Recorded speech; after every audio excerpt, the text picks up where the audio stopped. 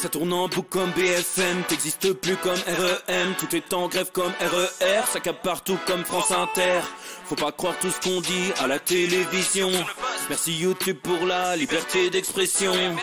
C'est la vérité absolue, c'est de l'info et de l'actu. Si t'as un doute sur le contenu, check les sources ou le nombre de vues. C'est la vérité absolue, c'est de l'info et de l'actu. Si t'as un doute sur le contenu, check les sources ou le nombre de vues. Calme-toi Dimitri, la force tranquille, ça tape dans le mille. De midi à minuit, dégomme les mensonges comme des quilles. Depuis qu'il y a des séances publiques, je veux plus au cirque mais à l'hémicycle. Scandale politique et médiatique, pour rien rater il faut que tu cliques. Mec c'est Rémi, le meilleur du pire en ligne de mire. Aucun parti pris, que des avis bien réfléchis. J'ai encore bourré comme un Polac, donc je pensais voir Laurent Ournac. Je crois que je suis toujours à côté de la plaque, mais en politique c'est qui est le crack. Ouais je sais qui est le crack. Juste milieu. Je crois que c'est qui est le crack. Ça lit des kilomètres de presse pour faire un résumé express. Ça charbonne comme un chinois avec la qualité d'un bavarois. On sera en retraite après notre mort, on sera bouffé par l'inflation. Dans le doute je vais voter Voldemort pour les prochaines élections. Parce que la country à la drill sans transition. C'est pas une bonne idée de me confier cette mission. Si t'aimes pas, dégoûte pas les autres. C'est pas moi qui le dis, moi je suis le roi des pauvres. Pour réfléchir j'ai qu'un euro, non moi je tomberai pas dans la fraude. Je le prononcerai Lichesmittel, comme Angela Merkel. Désolé, je fais ce que je peux, je trouve ma répartie chez Lidl. Des enquêtes exceptionnelles, pas de langue de bois et de l'humour. La revue c'est juste mensuel, les vidéos c'est juste tous les jours. Ouais c'est juste tous les jours. Juste milieu. Regarde ça tous les jours. Juste milieu. Désolé pour mon manque de répartie. Je sais même pas ce que je débite. C'est dur la géopolitique. Ou un peu comme ma République. Ma République, non? C'est dur la République quand même, non? Ouais? Non? Ah non, c'est mou, non? Ouais, les mecs se font chier, on dirait un peu. Ouais, c'est un peu mou. Enfin, ça dépend dans quel pays. Ouais. Bah, j'y connais pas grand chose, moi. Et c'est quoi une démocratie déjà?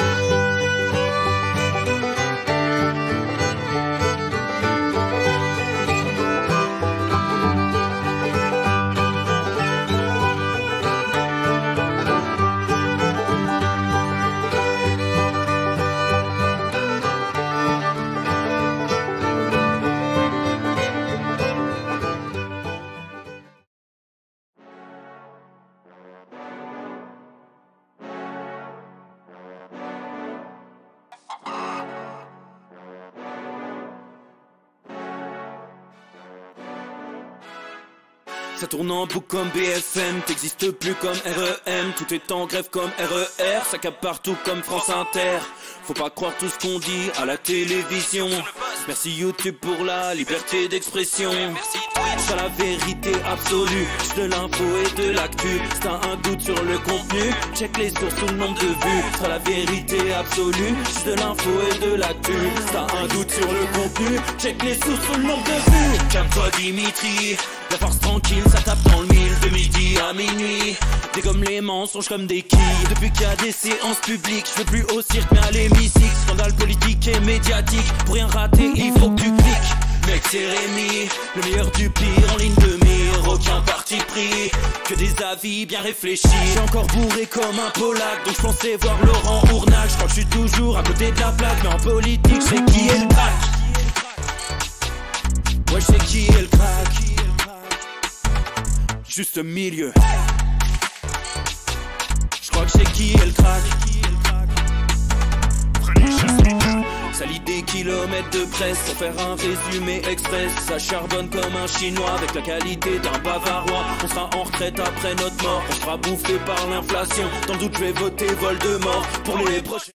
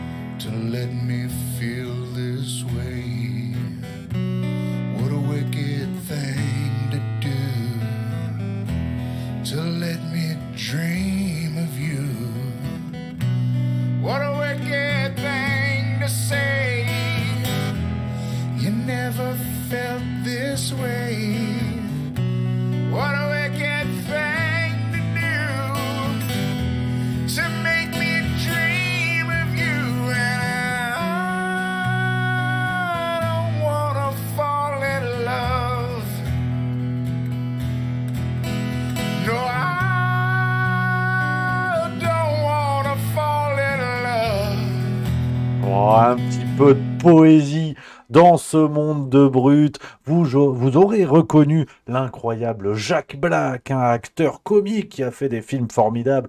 Dans la filmographie américaine, vous l'aurez sûrement reconnu, alias Tenacious D, voilà, qui s'est fait un nom dans la musique comme quoi on peut avoir divers talents dans des domaines différents. On peut être ministre de la Santé, pétomane et également mythomane, voilà. Voilà.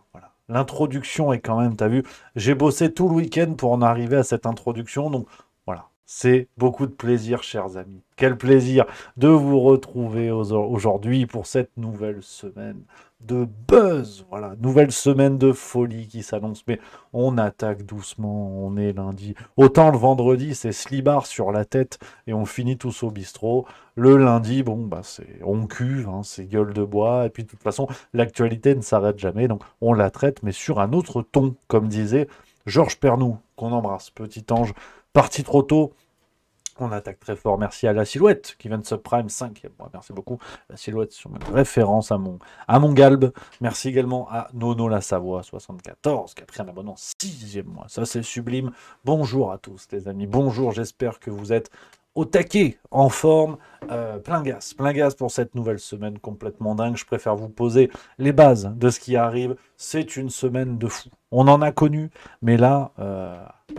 Là, c'est coup double, voire coup triple. C'est-à-dire que j'annonce, et là, je fais les promesses aux Français. Et là, ça rigole plus. On part sur un Twitch par semaine, par jour. Ça va, on rigole déjà. On commence un Twitch par jour, 16h45. C'est le grand chelem. C'est le grand chelem. Pourquoi? Parce que ce week-end, 6 nations, avant-dernier match du tournoi. Donc, forcément, qui dit rugby dit grand chelem. Qui dit grand chelem dit juste bistrot. Qui dit juste bistrot dit tous les soirs à 16h45. Le lien n'est pas évident, mais on va essayer de se le créer. Deuxième grande annonce, et peut-être la plus importante. Cette semaine, on vous dévoile tout sur notre nouveau projet, Le Banquet. On vous en parle depuis plus d'une semaine maintenant. Vous allez tout savoir dès la fin de la semaine. Je ne peux pas en dire plus. Mais là, ça y est, là, c'est officiel. On n'en dort plus. On n'en dort plus. Donc, il va falloir à un moment donné qu'on vous révèle tout. Et ça tombe cette semaine, ça tombe quand même très bien. Et puis, troisième annonce, c'est déjà pas mal en fait. Non, si j'ai changé de téléphone. Voilà. Non, l'autre était brisé. Là, je suis allé au magasin, m'a donné des trucs. T'as vu la coque noire, c'est beau. Enfin, la coque, rien à voir avec Pierre Palais. La coque du téléphone, naturellement. Voilà. Petite annonce IFI qui ne fait jamais de mal, naturellement. Voilà. Et je vois, Kiket 12 ça va gratter des infos. Elle est allée voir l'ami Alexis Poulain. Elle a dit, je trépine sur ce fichu banquet. Alexis ne pipe mot. Déjà, il pipe ce qu'il veut. Et puis ensuite, effectivement, je sais pas. On sait pas, on va voir. Vous verrez bientôt. Peut-être il n'est pas dedans, on sait pas. Ah oui, alors, je vois que les gens font attention. Ça, c'est important, ça me plaît. Ça me plaît d'avoir un public attaché à l'art du poil, comme on dit. Oui, il y a eu coiffeur vendredi. Bon, apparemment, il y a des déçus. On dit le coiffeur a rien coupé. Si, mais il m'a expliqué, parce que c'est Daniele. Ça s'appelle Daniele. Italien. C'est mon coiffeur depuis bientôt 2 ans. Tu vois. Voilà, je suis fidèle, moi. Je suis fidèle. Quand j'aime un truc, je change pas, moi. C'est comme les chemises bleues, tu vois, au bout d'un moment, on y va. Il m'a dit oui, hein, parce que quand ça pousse, là, t'as les cheveux à la con qui viennent dans les cheveux. J'ai dit oui, alors si c'était que ça le problème, Daniele. Et il me dit oui, mais en fait, ce qu'on va faire, c'est que je vais te faire à l'italienne.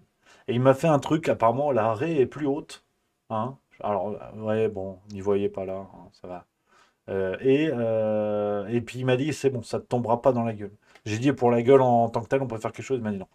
Je suis pas magicien non plus, allez, dégage. Donc voilà. Donc non, il y a de la coupe, il y a un truc. Après, bon, vous savez maintenant, c'est une coiffure d'amoureux du goudron, c'est une coiffure de pilote. J'ai pris la bagnole ce week-end, depuis que j'ai le permis. J'avais envie de grands espaces, j'avais envie de rouler en pleine autonomie. Je suis allé en direction d'Ikea, c'était formidable. Les hot dogs, c'est pas. Putain, c'est bon, c'est bon. Ils sont forts, ces Suédois. Je suis prêt à leur pardonner Greta Thunberg. Parce que franchement, le hot dog à la con, là. Alors dedans, je sais pas s'il y a du chat, du pangolin. Je sais pas ce qu'ils y foutent, mais c'est bon. Un balle 50 en Suisse. En France, c'est un euro, on est d'accord. On est d'accord. Ouais, non, non. Alors, Didi 53 932 qui est renseigné hein, sur la gastronomie suédoise, dit les boulettes. Je les traite suffisamment toute la semaine en politique. Là c'était hot dog. Là, c'était hot dog. Donc, voilà. Hein, que du plaisir. Là, je suis à Ikea. J'avais besoin de me ressourcer. J'avais besoin hein, bon. Donc, les amis, quelle semaine nous attend, semaine de fou furieux. Hein, vous le savez, l'actualité est riche comme Crésus. Et on va déjà démêler un petit peu tout ça dès aujourd'hui. On va parler de pas mal de sujets, je vous le dis. On est ensemble jusqu'à au moins 18h30. On a beaucoup de choses à se dire aujourd'hui. Dans la semaine, ça c'est mon petit plaisir. Je sais que ça vous plaira pas, mais je le ferai quand même. Parce que moi je suis un affreux Jojo. Il y aura une émission spéciale rugby. On sera au moins une demi-heure de rugby. À mon avis, ce sera vendredi pour préparer les matchs du week-end. Donc voilà, je préfère vous le dire tout de suite. Seuls ceux qui aiment vraiment juste mieux seront là. T'as vu ce chantage? Hein. Et puis si vous venez pas, ça pourra déclencher une grave crise sociale, sanitaire, écologique, rugbystique et assurément une pluie de criquets et un nouveau livre de Christine Boutin. Donc au bout d'un moment, j'ai le même auteur de discours qu'Olivier Véran, donc vous êtes obligé de venir. Je préfère vous le dire tout de suite. Et la sécheresse également. La sécheresse, voilà, beaucoup. Grave. En fait, ce sera grave, quoi que vous fassiez. Voilà. Non, on déconne, mais t'as compris l'idée. C'est vrai que j'adore le rugby, puis là, c'est 6 nations. Il me reste 2 semaines. Je peux te dire que là, cette semaine, je suis sage. Je touche pas une goutte de quoi que ce soit. Par contre, ce week-end, je ne réponds plus de rien. Ah ouais, non. Je vais m'auto-plaquer, je pense. À grands coups, quoi. Puis après, ça va être la cata. La cata, la catastrophe. Je vois des choses que je n'aimerais pas voir. Hein, je préfère vous le dire tout de suite. Spin63 qui a cru bon, hein, qui a trouvé que c'était une bonne idée. Bravo. Hein, 20 000 points de chaîne. C'est voilà, on commence la semaine en fanfare. On va faire ça. Et puis après on va aller sur l'actu parce qu'on a vraiment pas mal de choses à se dire. Je vais pas vous mentir. J'ai même fait un petit script tellement il y a de conneries. Euh, Merci Docha, ce qui vient de sub, 3e mois, sublime, merci beaucoup. Il y a Martin Zeronis qui nous dit, je penserai à toi samedi, je serai sur le Ventoux, magnifique, le mont chauve, balayé par les vents du sud. Ce paysage lunaire que seul empruntent les Martiens de la Grande Reine. Tu embrasses le mont Ventoux de ma part, naturellement. Bien sûr, j'adore, magnifique. J'habitais pas très loin, j'ai de la famille pas très loin. Hein, du côté de l'île sur la Sorgue, tous ces blettes-là, on connaît, on embrasse. Donc voilà, on connaît là-bas le Carpentras, on connaît tout ça. Ah, où il y a la pâtisserie des parents de Christophe Maé, si je dis pas de conneries.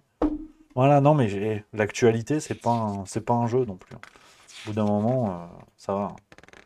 Ah oui, en plus, ah oui, ça aurait été con de la louper cette page. Les filles sont prêtes à souffrir pour être belles. On est d'accord que je vous l'ai jamais eu ça. Non, non, c'est ça.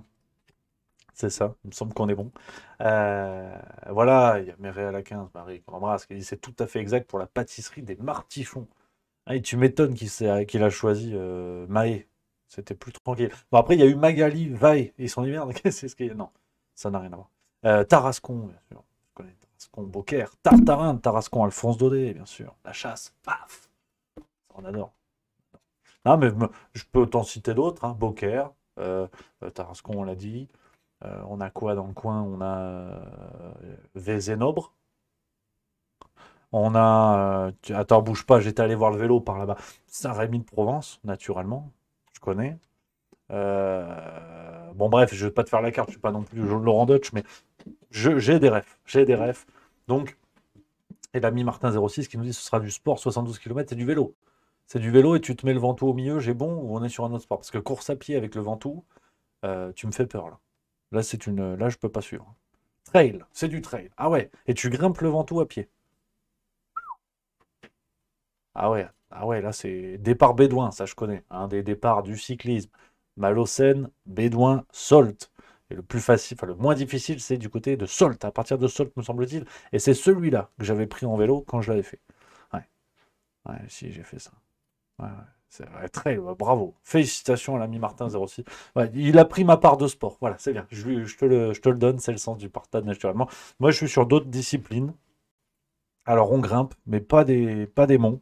Hein. Alors peut-être le mont de Vénus par rapport à la chatte. Donc,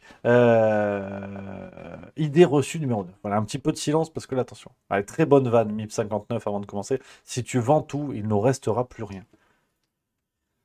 Le public qu'on mérite, hein. Qu'est-ce que tu veux que je te dise? C'est pas pour rien qu'on se retrouve tous aussi au Juste Bistrot. Parce qu'à un moment donné, il y a un côté ensemble, on va moins loin, mais on est plus fort. Ouais, ça c'est vrai. Ah, Martin06 qui dit tu es un athlète de haut niveau, tu rigoles. Non, non, t'inquiète pas. Non, non, je te fais confiance. Là, non, mais t'as l'air balèze. Trail avec le Mont Ventoux au milieu, faut se l'envoyer. Donc, les amis, on va commencer avec cette petite page, première page de bouquin, et puis après ça va chier les bulles carrées. On remercie, hein, on remercie qui pour cette bêtise?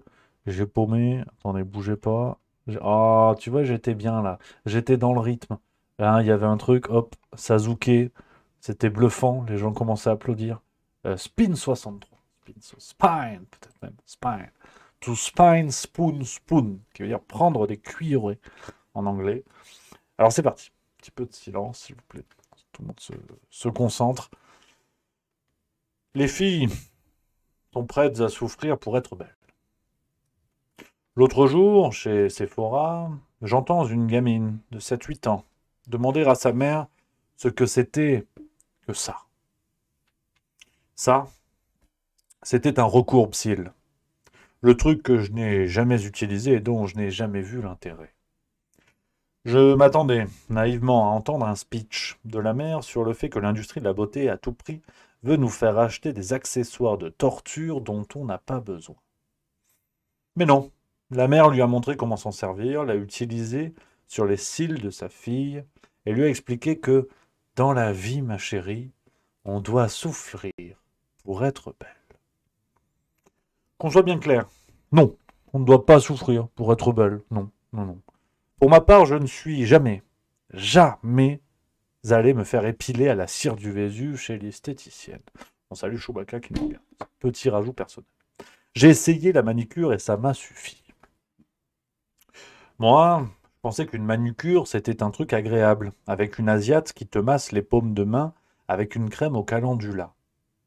Quand elle a dégainé un genre de pince à épiler pour cuticule et s'est mise à tirer sur mes petites peaux, j'ai d'abord fait en aspirant de l'air pour manifester ma non-kiffance. Puis la troisième fois, j'ai carrément fait pute, très fort, dans ma tête, et j'ai retiré ma main.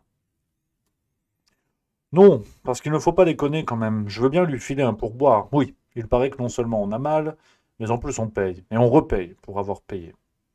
Mais pas y laisser mes peaux. Alors le trip, vous les filles, vous êtes prêtes à souffrir pour être belles? Eh ben non, désolé. Donc ne sois pas étonné, homme, de trouver un sexe non épilé ou des repousses de poils suite à un rasage de laine, parce qu'il est simplement hors de question que je verse volontairement de la cire chaude au-dessus de mon vagin. Comment? Chochotte, moi? Ok, enlève ton boxer, je fais chauffer la cire. Il faut que tu saches ce que ça fait. Ben pourquoi tu t'en vas au courant?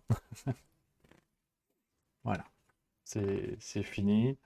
Euh, bon, bah, voilà, hein, moi, je vous lis, hein, après, je suis pas responsable au bout d'un moment. Si tu veux, les joueurs de foot sont pas responsables de la qualité de la pelouse, hein, pour rester dans le thème. Donc, non, non, ah, on se fend la gueule. Hein. Moods for mode, quelle poilade, effectivement. Hein. Non, non, mais bon, après, si vous n'aimez pas, n'en dégoûtez pas les autres. Hein. D'ailleurs, au bout d'un moment, Victor Hugo non plus, il a pas fait l'unanimité au début. Puis après, bon, il est allé au bistrot pour réfléchir sur le sens de sa vie. Il a pris quelques coups avec ses potes. Ils ont fini misérables par rapport au nom du. Yes. Et puis voilà, quoi. Et puis voilà. Donc, voilà un petit peu, les amis. J'espère que vous avez passé beaucoup de plaisir. Comme disait justement Victor Hugo, désormais, vous pouvez ranger vos gags parce qu'on va aller sur l'actualité. Et là, ça déconne pas. Là, je peux vous dire que ça part dans tous les sens. Ça part dans tous les sens avec notre géo de Club Med qui nous sert de président, qui nous a régalé. Hein. Tournée triomphale du côté de l'Afrique, vous en avez sûrement entendu parler. Hein.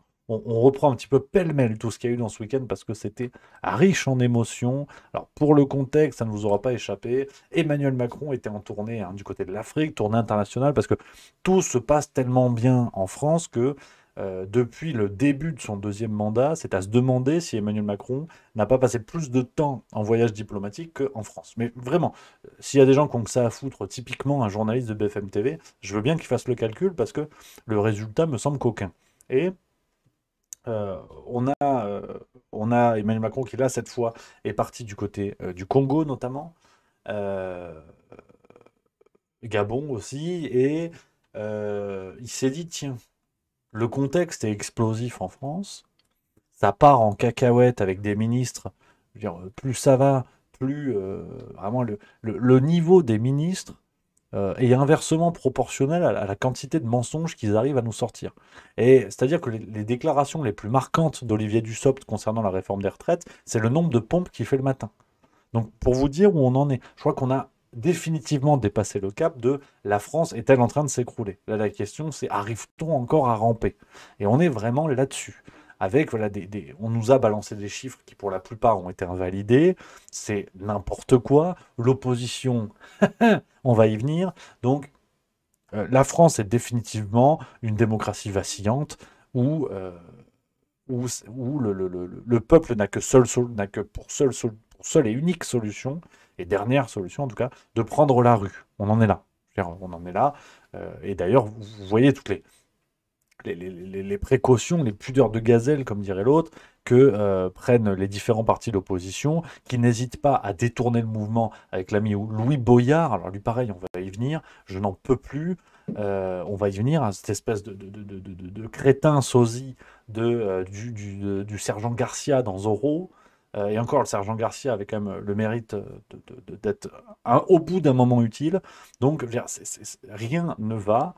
Et pendant ce temps, hein, le David Guetta des profs de théâtre, qui est en Afrique, à faire des soirées visiblement tout à fait sympatoches. Merci Arsenic, qui vient de se prendre 4e mois. Merci beaucoup, formidable.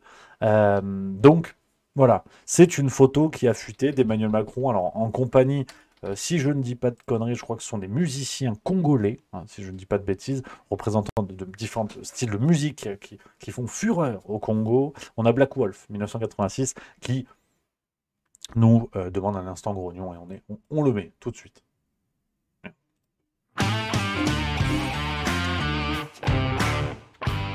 Petite canette. Non, en fait, c'est du jus de gingembre, donc rien de. Hein, pas de panique à bord. Mais voilà, Emmanuel Macron, donc pour vous dire, hein, qui s'est mué en fait en président de BDE, tu vois, à l'école de commerce de Rouen. On embrasse nos amis de Néoma pour les connaisseurs. Mais regardez comment il est arrivé dans une soirée où il fait quand même une apparition présidentielle. On est quand même bien d'accord que le mec ne vient pas de gagner les campagnes dans son école de commerce et qui vient trinquer avec ses potes Jean-Eudes et Maurice Crédit LCL pour dire super, on a le BDE, tu vois. Regardez comment il est arrivé.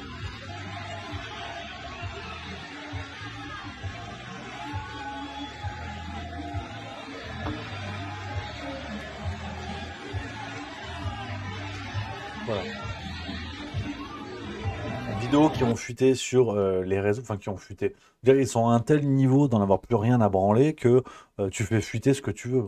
Au risque d'être un petit peu cru, demain fuite une vidéo où il a un rapport sexuel avec une boîte de crayons gras, ça ne choquera personne. Et les médias seront écœurés, non pas par rapport aux images, mais par rapport à qui a osé faire fuiter ce genre d'image présidentielle qui relève de la vie intime. Donc on en est là en fait. Effectivement, il y a Mister Dean, que je salue, fidèle parmi les fidèles, qui nous dit le mec se prend pour une rockstar. Non, mais c'est ça. C'est Mick Jägermeister, en fait. Tu vois, le Mick Jagger du pauvre.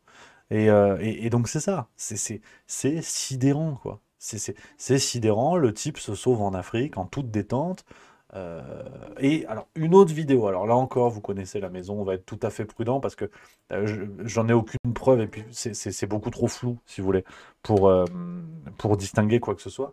Mais il y a une vidéo dans le lot qui a fuité et qui, pour beaucoup, représenterait Emmanuel Macron en boîte de nuit. Maintenant, ce serait vraiment facile à truquer, donc je vous la montre.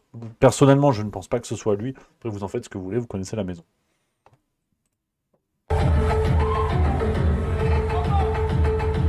Alors, c'est vrai que le profil colle pas mal, hein. Agité en bras de chemise blanche, très agité, hein. Et ça, à mon avis, c'est pas à cause du cacolac, hein. Formidable boisson lactée et chocolatée que je recommande pour les plus gourmands d'entre nous. Euh, bon, voilà, j'ai pris le pinceau, c'est lui, c'est pas lui en vérité. Comme je vous disais, le pire, c'est que ça ne nous étonnerait même pas. Et puis, non content, si vous voulez, de cette tournée, hein, espèce ouais, de Magic System de Bourg-la-Reine, c'est pas fini, hein, les folies internationales d'Emmanuel Macron ne sont pas finies, car notez qu'à la fin du mois, le prince Charles III, là on est chez les British, les Britanniques, il va venir en France. Voilà, il a réservé sa première visite internationale en tant que roi intronisé en France. Faut-il y voir, hein, la rencontre entre deux têtes couronnées d'Europe? Ça, je sais pas. Le symbole est beau, parce que tu peux aller te promener aux Pays-Bas, tu peux aller te promener en Espagne, tu peux aller te promener en Suède. Ils en ont plein des couronnes. Donc, je veux dire, pourquoi il a choisi le pays où théoriquement il n'y en a pas, mais où les gens se demandent quand même de plus en plus. Donc Charles III sera là et ça a fuité. On a eu des infos un petit peu, hein, sur le petit périple qui va être réservé et ça va être sympa comme tout parce que je crois que ce sera le 27 au soir de mémoire. Come on. Euh, Charles III et Emmanuel Macron dîneront du côté de Versailles. Voilà. Plusieurs centaines de convives au menu. Ils vont dîner à Versailles. Voilà. Alors d'ici là, la France sera peut-être à feu et à sang, hein. Round 1 demain. Mais il sera à Versailles. Et puis là, attention, le menu, hein. Ça va être trou de balle de canard farci au jus d'orange du Bengale, sur son lit de poivre chevrotine. Enfin, ça va être du plaisir. Ça va être du plaisir. Mais n'y voyez pas là le moindre clin d'œil à un comportement royaliste. Le royalisme, on vous a expliqué. C'est pour les réactionnaires d'extrême droite qui estiment que la France devrait redevenir devrait revenir entre les mains du roi. Hein, c'est celui qui dit qui est. Donc, moi, je ne sais pas. Je commande ça. Je trouve ça quand même assez intéressant. Euh, autant la forme, hein, cette logique de visite, que le fond, où Emmanuel Macron, vraiment, voilà, d'ores et déjà organisé ce dîner à Versailles sans trop de problèmes. Et d'ailleurs, je vais vous parler d'une autre histoire parce que c'est vrai que ça a été révélé. Je l'ai lu ce week-end et ça m'a bien plu. Je crois que c'était dans le journal du dimanche. Je vous retrouve ça en papote, hein, pour te dire à quel point euh, la symbolique de Versailles, enfin, qu'on ne vienne pas dire oui, mais c'est une fois de temps en temps, vous comprenez. Oui, mais Emmanuel Macron, il a voulu marquer le coup voilà, une fois en montrant Versailles et tout ça. Non, c'est non. On est très loin du compte. Où est-ce que j'ai lu ça? Faut que je vous le retrouve. Hum, hum, hum. Ah, tel est prix qu'il croyait prendre. Faut que je vous retrouve cette histoire de Versailles parce qu'en fait, il y a actuellement une véritable affaire qui est en train de voir le jour à Versailles, justement, concernant des jardins qui ont été décalés, qui ont été vraiment dégagés non loin de. Euh, la lanterne, où aime aller le couple Macron se reposer le week-end. Et on a pu lire voilà, des jardins qui ont été décalés. Alors, Marianne avait mené l'enquête. Pour beaucoup, ce serait des pressions en provenance directe de l'Élysée. Pour d'autres, non, il fallait juste décaler ces jardins, nanani, nanana. Et en fait, on apprend dans cet article, il faut que je vous le retrouve, où est-ce que j'ai lu ça? Suis-je un cancre, voire un abruti? Ça, c'est possible. Non, Pierre Ménès, c'est pas ça, il l'aurait mangé, la lanterne. Je ne sais guère où j'ai trouvé. Je vous le retrouverai, au pire, on en reparlera dans les autres jours. Et on apprend en fait que cette résidence de la Lanterne, hein, près de Versailles, euh, dans le château de Versailles, hein, est très prisée du couple Macron et que même Brigitte Macron elle-même y va tout à fait tranquillement. Ça m'embête de pas vous trouver ça, tu vois. Oh, oh. Non, c'est bon, c'est ça, je l'ai. C'était dans Libération. Libération du 4 mars. Libération du 4 mars, où on a des éléments sur cette histoire-là, et vous allez voir, c'est assez saugrenu. Alors, déjà, pour vous donner le contexte, je pense que ça va vous plaire. Tu vois, on divague, mais il y a vraiment beaucoup de choses à dire aujourd'hui. Cette dame que vous voyez là, elle s'appelle Catherine Pégard. Catherine Pégard, elle est directrice de l'établissement public de Versailles. Alors, euh, c'est une proche du monde politique, hein. Elle était proche de Sarkozy, puis de Hollande, puis aujourd'hui du couple Macron. Et alors, l'égéique, c'est que la dame, alors ça se fait pas, on donne pas l'âge des dames, mais c'est vrai qu'il y a certains contextes où j'en ai rien à foutre. Voilà, autant, hein, chacun n'est pas poli. Euh, l'ami Pégard, en fait, elle aurait dû dégager de la tête du château de Versailles, car elle a 71 ou 72 ans, quelque chose comme ça. Mais il y a eu plusieurs propositions de loi, enfin des amendements qui ont été intégrés dans des projets de loi qui n'avaient rien à voir, pour que les personnes à la tête d'établissements publics en lien avec les Jeux Olympiques 2024 soient maintenues au-delà de l'âge légal de départ à la retraite dans ce genre d'établissement. Et en fait, ça ne concerne quasiment que Catherine Pégard, proche du couple Macron, et on sait que ça a été la consigne a été passée en très haut lieu. 68 ans, me dit Marie, 68 ans, me dit effectivement. Absolument, 68 ans. On sait que la consigne a été passée en très haut lieu et que, en fait, cette dame ne doit son salut, ne doit son maintien qu'au couple Macron qui a fait pression pour faire vraiment des bisbilles politiques assez dégueulasses pour la maintenir. Et donc, elle resterait à la tête de l'établissement public alors que les règlements internes à cet établissement et plus largement aux établissements publics français font que la date limite est de 67 ans pour les dirigeants d'établissements publics. On peut le lire ici dans Libération. Pour vous dire un pêle-mêle, le dossier est assez long, hein, si vous avez l'occasion. Elle a été même conseillère en 2007 de Nicolas Sarkozy. Donc on a une dame qui a vraiment fréquenté le monde politique.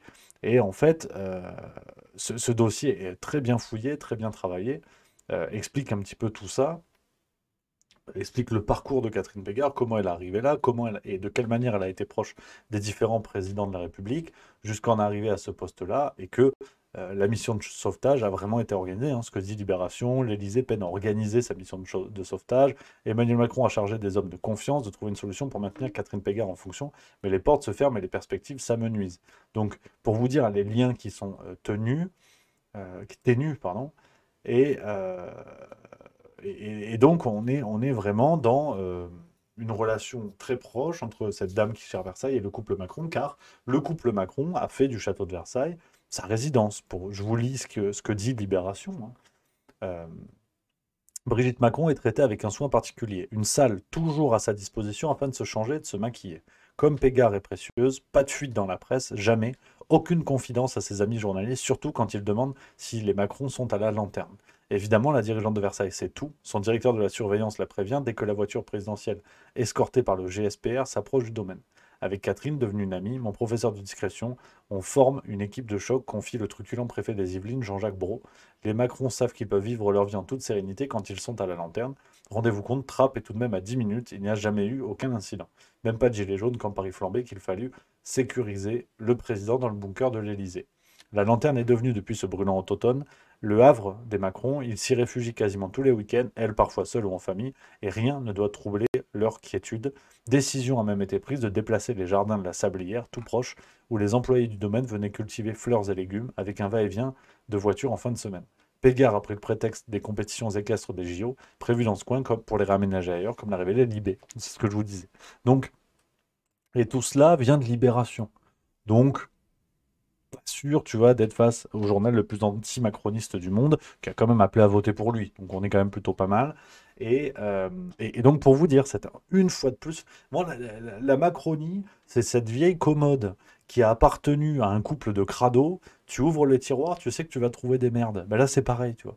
Jusqu'au château de Versailles, l'un des emblèmes de l'histoire de France, eh ben, c'est sali par ce couple-là qui, au bout d'un moment, je crois que ce sera ma phrase de 2023, le plus dur est de voir ce que l'on voit. Et on a un comportement, enfin on a un couple présidentiel qui se comporte de manière royale. Donc au bout d'un moment, pourquoi ils vont à Versailles et pas au Ibis Hotel de Bourg-la-Reine? Bon, ok, on va dire oui, le président, il y a un certain standing. Déjà pas sûr. Déjà pas sûr, je vois pas pourquoi. Euh, Maintenant, un endroit sécurisé, je veux bien, mais la symbolique de Versailles, il faut quand même réussir à un moment donné à l'interpréter pour ce que c'est. Je pense que c'est pas un hasard, d'autant que, euh, euh, c'est pas comme si le président de la République manquait de résidence à travers la France, hein, du fort de Brégançon jusqu'à l'appartement présidentiel, ça va, tu vois, t'es pas mal, je veux dire. Tu pointes pas non plus dans les agences Stéphane Plaza pour trouver un T2 aux alentours de Châteauroux. Faut pas non plus déconner. Donc voilà, il y a Moods Force Mode qui dit la lanterne, c'est pas une résidence officielle comme le fort de Brégançon. Absolument, il y a un lien entre la lanterne et le président. Mais en termes de symbolique, au bout d'un moment, il faut quand même cesser. Quand des journalistes et des éditorialistes viennent pointer du doigt le fait que dans les manifestations, on représente Macron avec une couronne en disant un gna gna, on bafoue la démocratie et la République, là, il y a une symbolique que je ne trouve pas être la bonne. Le fort de Brégançon, c'est une tradition républicaine. Une tradition républicaine. C'est une habitude, on va dire. Le président de la République, il va pour ses vacances d'été. Ok, la lanterne, pourquoi pas. Mais là, de manière répétée, en tout cas, c'est ce que dit Libération. Moi, je leur fais confiance. Et eux, ils sont experts en. Ils te disent, hein. Ils savent, hein. Fake news, pas fake news, il n'y a pas de problème. Donc, moi, je leur fais totalement confiance. Et je trouve que la symbolique, enfin, moi, en tout cas, la symbolique me pose problème. Je ne sais pas vous, ce que vous en pensez, chers amis, chers spectateurs. Hein. Incroyable. Moi, même, tu vois, que tu veux que je te dise, cacher les oreilles des enfants, parce que je vais être vulgaire, ça m'enquiquine. Voilà. Non, non, mais à un moment donné, j'ai pas peur de lâcher les mots. Donc voilà, faire à suivre un petit peu là-dessus. On a divagué, parce que c'était pas du tout prévu. Mais bon, c'est aussi le principe du Juste Bistrot. Hein. Je me chauffe, puis après on est parti. On est parti pour 6 heures. Je vois, les gens sont énervés. Moods Force Mode qui dit sacre bleu. Qu'est-ce que tu veux que je te dise? Le souverain qui vient de sub, quatrième mois. Merci, cher ami, fidèle, parmi les fidèles. Merci beaucoup. Euh, Salut, il y a Papy Raza qui est là, qui dit bonjour, je viens voir ce format que je connaissais pas. Eh bien, bonjour Papy Raza, bienvenue, installez-vous. On ricane bien. Puis vous arrivez au bon moment parce qu'on vient de démarrer. Là, ça va chier des bulles carrées. Ah, et Pyros qui vient de sub également, dixième mois. Merci beaucoup. Voilà, merci beaucoup. Donc, les amis, on a déjà ça. On va continuer pêle-mêle. Alors, je voulais vous parler de Macron en Afrique, et c'est vrai qu'on n'a pas complètement fini. Tu vois. Je bâclerai mon travail hein, si je ne vous montrais pas euh, cette séquence qui a eu lieu. Alors, il y a le côté festif. Tu vois, t'as le Macron aviné, le Macron soirée, le Macron Bob Sinclair, qui ressemble à ça, tu vois. Autre vidéo que je ne vous ai pas encore montrée.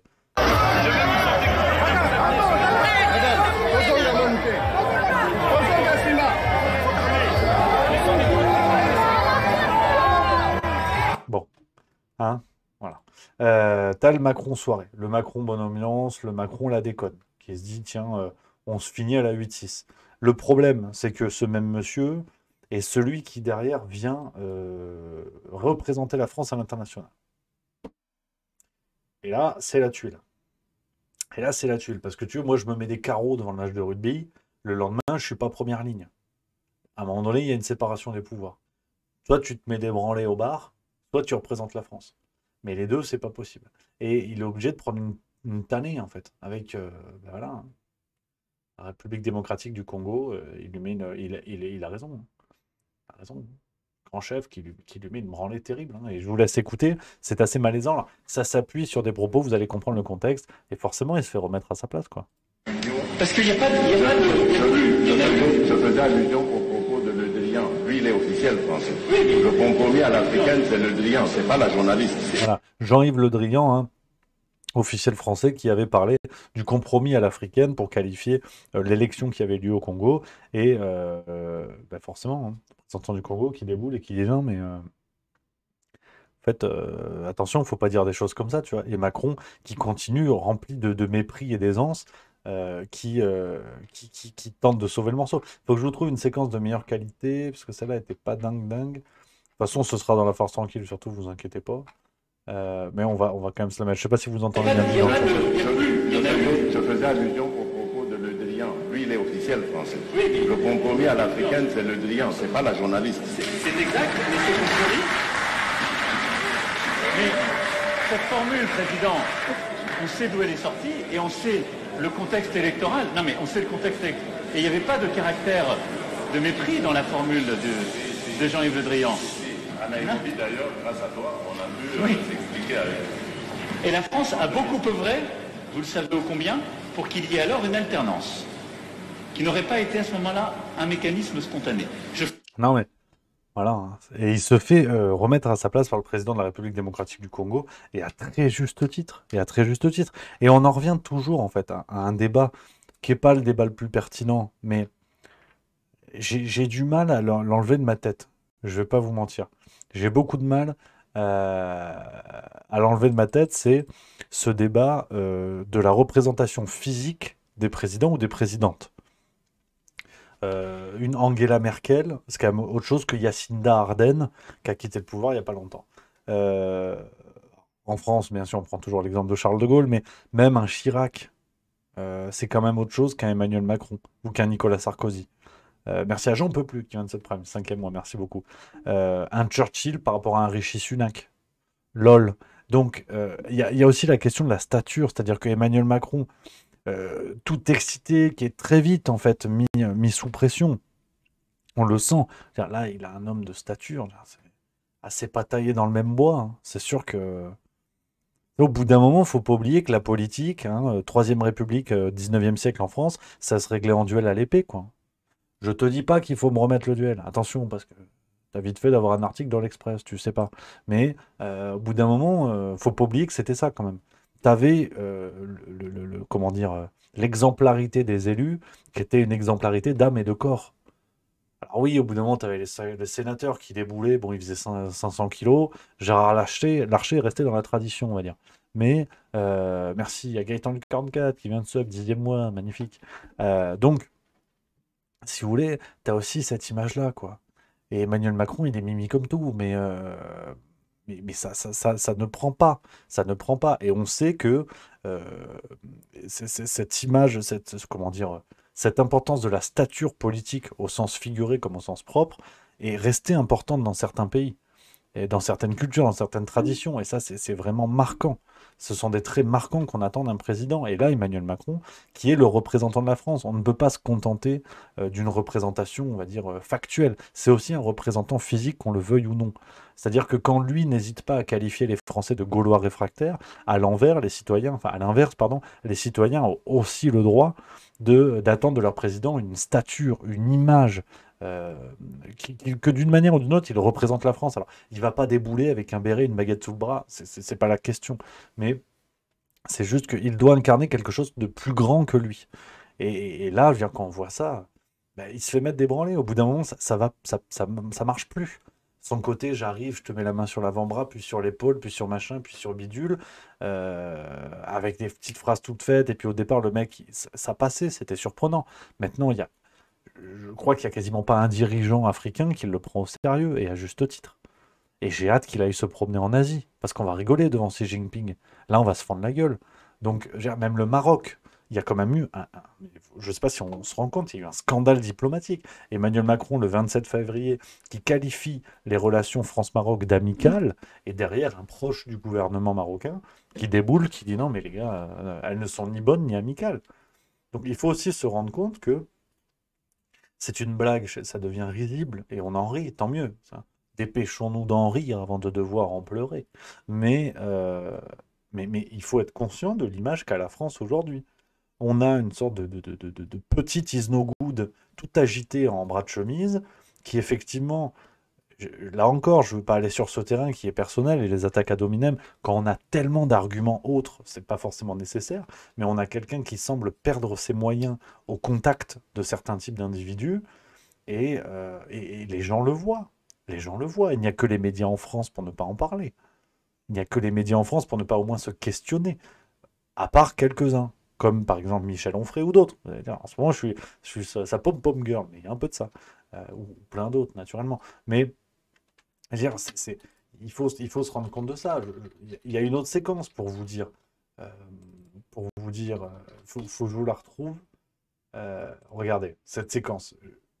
C'était Donald Trump qui rencontre Emmanuel Macron. On était en avril 2018, fin avril 2018. Very special relationship. In fact, I'll get that little piece of dandruff off.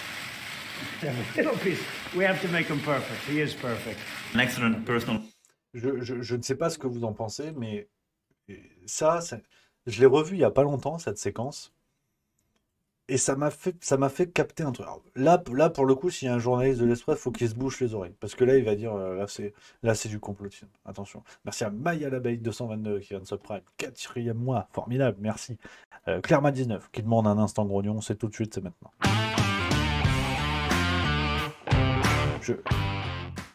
Cette séquence Trump-Macron, la dernière fois, je ne sais plus. Justement, je suis en train de bosser sur le script, en fait. Je vous avais annoncé une vidéo cette semaine sur la consommation de cocaïne dans les élites françaises. On va encore passer un bon moment. Et donc, je suis en train de préparer mon script avec plein de séquences et tout ça. Et il y a celle-là. Et franchement, quand on voit l'image que pouvait avoir Emmanuel Macron même avant son arrivée au poste de président, il y a effectivement un geste humiliant, et puis là, c'est le côté ricain, quoi. C'est Donald Trump, tu vois. Il y a le côté ricain, il y a le côté businessman, il y a le côté je te tiens par les gonades, pour rester poli. Euh, donc, Trump sait très bien ce qu'il fait. Et puis, rappelez-vous, on avait fait du foin pas possible avec leur poignée de main. Donc, en France, on était tous là à se gargariser, genre, ouais, vous avez vu, il a tenu la main de Donald Trump. L'autre, derrière, attention, parce que le problème, c'est que tu es tombé sur une ceinture noire de la discipline. Donc, à mon avis, le geste humiliant d'enlever les pellicules, c'est le niveau 1. Et je suis pas sûr que de petits dépôts blancs qui pourraient traîner sur une veste, je suis pas sûr que ce soit que des pellicules. Donc, cette séquence est assez lourde de sens, mais tout ça a été balayé. Je veux dire, Emmanuel Macron a mis un bon nombre de nos médias dans un tel état d'hystérie, enfin d'euphorie plus d'hystérie, que aujourd'hui il est limpide que, nos médias cachent des faits. Et c'est ce qui se passe en direct. J'ai fait une petite vidéo sur Twitter aujourd'hui. On en reparle juste après pour vous montrer les différentes sources. C'est en train ça prend une proportion zinzin chez nos amis britanniques. Je vous fais écouter ça pour ceux qui l'auraient peut-être pas vu. Vous allez voir, c'est complètement dingue. Sans transition sur la bombe qui est en train de péter du côté de la Grande-Bretagne concernant le Covid-19. Vous avez vu aujourd'hui, ça part dans tous les sens. C'est la bombe qui vient d'exploser du côté de la Grande-Bretagne. Alors les médias français pour l'instant ne jugent pas bon de le relayer. En Grande-Bretagne, c'est vrai qu'on n'a que de petits médias comme le Guardian, la BBC ou encore le Daily Telegraph qui en ont parlé. Donc pour vous dire quand même voilà, d'où viennent les révélations, 100 000 messages au plus haut niveau du gouvernement britannique ont fuité, ont été révélés dans le Daily Telegraph justement il y a quelques jours, c'était le 4 mars très précisément. On apprend dans ces fuites qui touchent précisément Matt Hancock qui était dans l'état-major du gouvernement britannique au moment du Covid-19, lui qui était secrétaire général, secrétaire à la santé. On a des messages comme quand est-ce qu'on déploie le nouveau variant, il faut que les gens fassent dans leurs pantalons, traduction. On a également des blagues, dites à Bill Gates qu'avec les puces que j'ai fait injecter dans les gens, il m'en doit une. Voilà le genre de messages qui ont fuité. C'est une véritable bombe, pas relayée en France pour l'instant. Affaire à suivre, ça va zouker chez les roast-beef. Complètement fou cette histoire. Alors, pour vous donner un petit peu le contexte, tout vient du Daily Telegraph. Je vais vous montrer l'article initial. Sortie du numéro 14, Antoine Dupont. À demain.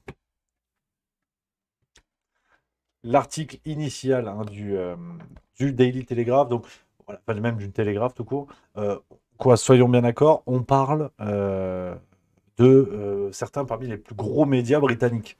On a de la BBC, on a du Telegraph, on a du Guardian, donc bon, libre à nos médias français de nous expliquer que c'est du complotisme, mais bon, j'ai quand même d'affreux doutes que certains des plus gros médias britanniques soient donné la main pour révéler ça.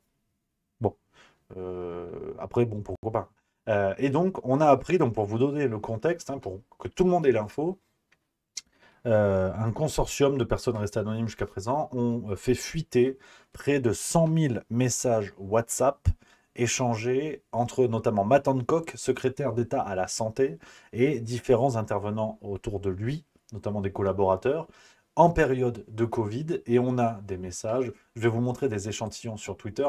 Je vous avoue que c'est quand même assez incroyable. C'est vraiment incroyable. Tout ça a été sourcé. Les médias, les gros médias britanniques l'ont repris. Hein, vous tapez Matt Hancock, c'est le nom hein, de ce secrétaire d'État à la santé. C'est tout bonnement zinzin. La BBC en parle. Je veux dire, vous pouvez taper ça sans problème. Et sur Twitter, ça a été beaucoup repris hein, par différents comptes. Et on a des choses incroyables. C'est-à-dire que à un moment donné, Matt Hancock pose la question de savoir quand est-ce qu'il faut déclencher le nouveau variant. On a des SMS, mais complètement dingues. Voilà, quand est-ce qu'on déploie le nouveau variant? On a des choses comme ça. Sylvano Trotta en a parlé notamment. Enfin, allez voir sur Twitter, il y a beaucoup, beaucoup de choses. Je vous prends les tweets hein, qui ont été traduits. Par exemple, hein, Matt Hancock qui s'adresse à l'un de ses collaborateurs. Dites-lui, en parlant de Bill Gates, que vu le nombre de personnes à qui je fais injecter ces puces, il m'en doit une. Est-ce que c'est une blague? Est-ce que est-ce qu'il est sérieux? Est-ce que c'est une blague? Il y a la question voilà, de... On fait peur à tout le monde avec la nouvelle souche, ce qui était la stratégie politique. Enfin, c'est complètement dingue. C'est complètement dingue ce qui a fuité.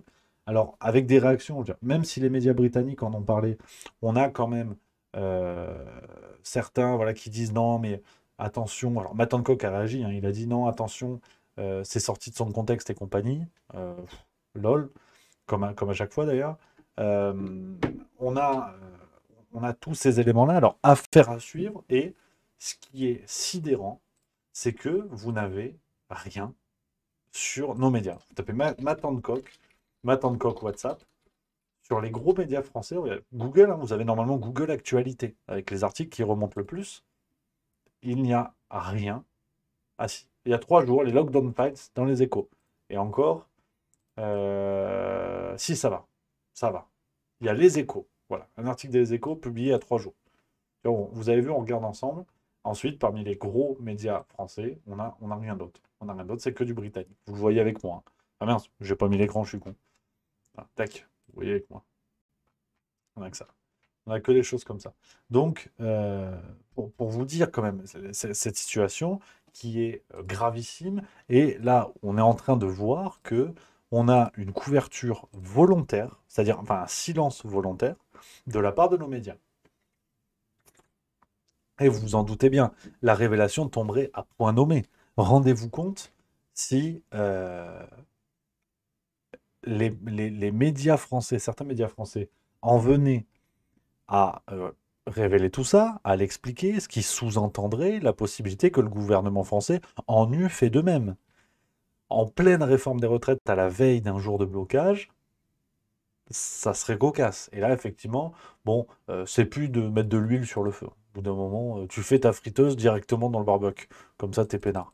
Donc, c'est complètement fou. Vraiment, ces révélations sont complètement dingues.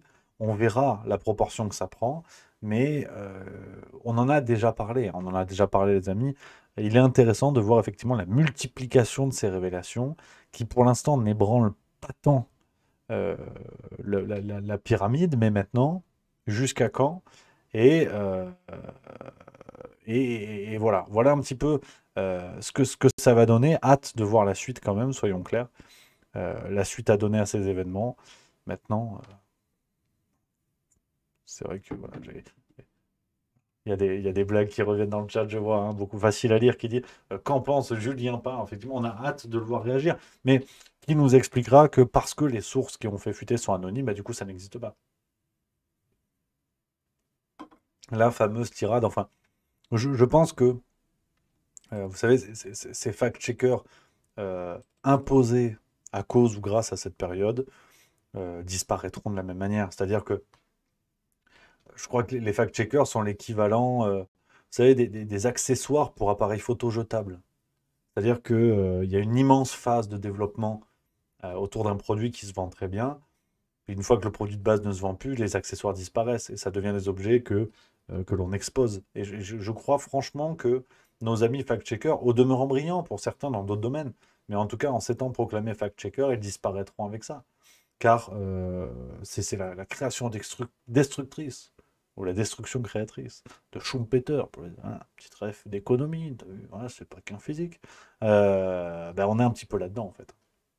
Je pense franchement que les fact-checkers disparaîtront et en tout cas leur rôle, j'espère qu'ils disparaîtront. Je ne vais pas appeler à ce qu'ils disparaissent physiquement, on est d'accord, jamais de la vie, au contraire. J'ai beaucoup de charme, ce Julien Pain. Là. J'aimerais bien que ce soit l'ami de tous les Français, Julien Pain. L'ami, le pain, hop, boulangerie. Donc voilà un petit peu là-dessus, les amis, pour un autre, voilà, une autre actu.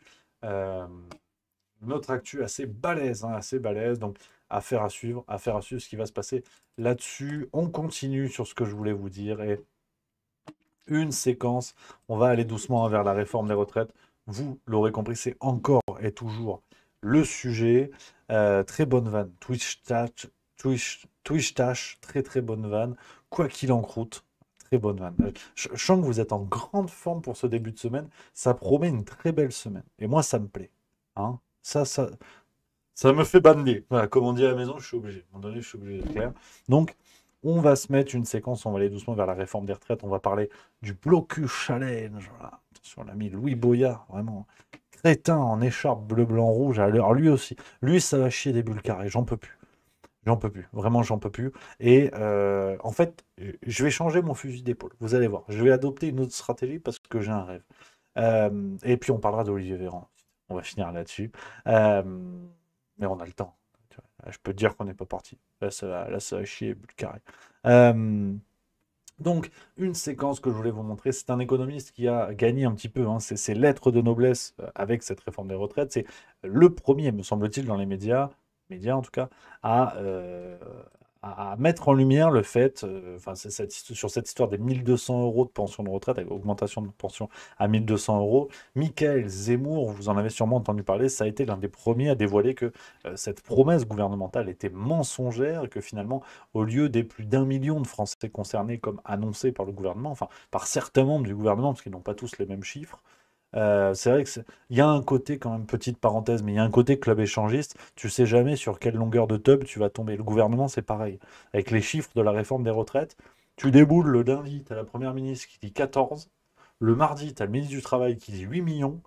Et le jeudi, tu as le ministre des Transports, tu sais pas ce qu'il branle là, qui te dit 32,9. Tu vois. Et tu te débrouilles avec ça. Et on te dit, attention, si vous êtes contre, c'est que vous êtes pour les nuages de criquet, la mort de la France. Donc, c'est n'importe quoi. Donc, en tout cas, l'ami Michael Zemmour a été l'un des premiers à dévoiler cela, et il est revenu ce matin même chez Apolline de Malherbe sur BFM TV, dans la matinale BFM, et il a évoqué un petit peu, on va dire, non plus des éléments de forme, mais des éléments de fond sur la raison d'être de cette réforme et pourquoi cette réforme arrive maintenant. On se le regarde, ça dure 3h30, peut-être qu'on coupera un petit peu avant, pour poser un petit peu les bases et cette réflexion que je voulais partager avec vous.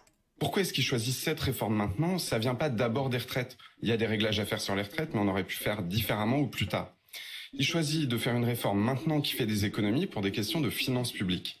En fait, le gouvernement a un objectif de réduction de son déficit à 3% en 2027, et il s'est lui-même créé une difficulté en baissant les impôts sur les entreprises, la baisse des impôts de production, et en baissant les impôts notamment sur les ménages aisés, la taxe d'habitation.